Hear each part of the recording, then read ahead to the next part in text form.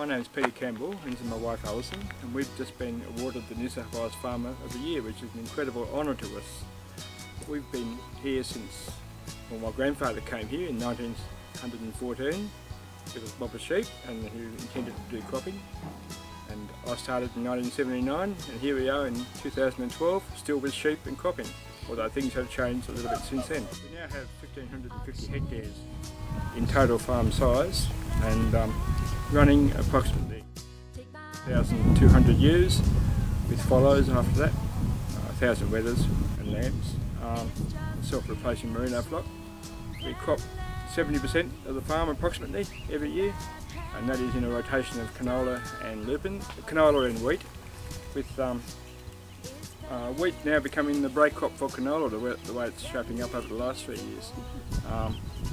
We also have a legume break in the middle of the cropping phase, which at the moment consists of arrowleaf clover, and we have a pasture phase of lucerne and sub clover.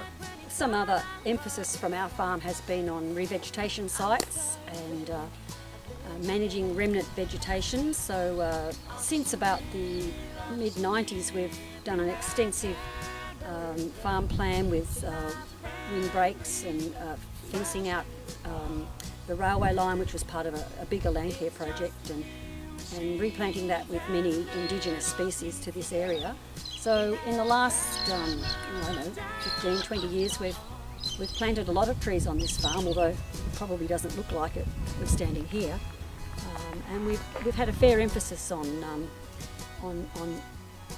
sustainable farming in the way we approach our cropping in zero tillage and keeping stubble and keeping ground cover on the ground all the time. So we established a native seed orchard, which is under the help of Greening Australia.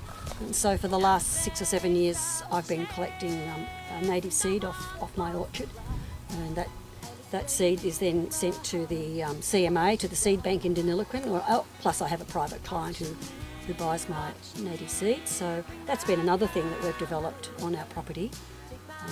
I'm collecting grams and Peter's harvesting tonnes, so there's a bit of a difference between the two.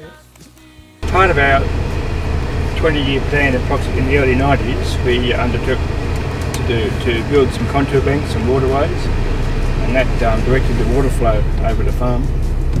The contour banks fed into the waterways and the waterways fed into dams.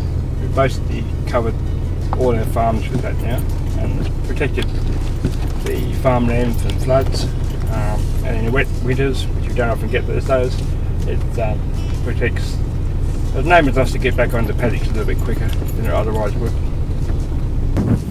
We're standing in a paddock of arrowleaf clover at the moment.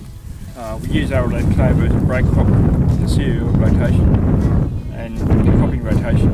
In the background you'll see some merino ewes, pastoral blood.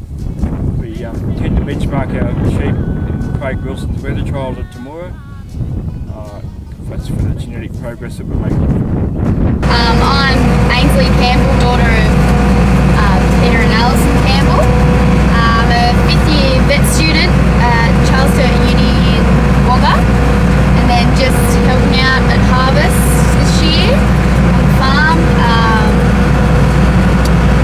We just finished our wheat cropping yesterday, and we're just onto the lupins at the moment. Had a really good year this year with canola went on average 2.7 tonne per hectare, and our wheat went 4.5 tonne to the hectare. Alison and I work alongside each other as partners in a team.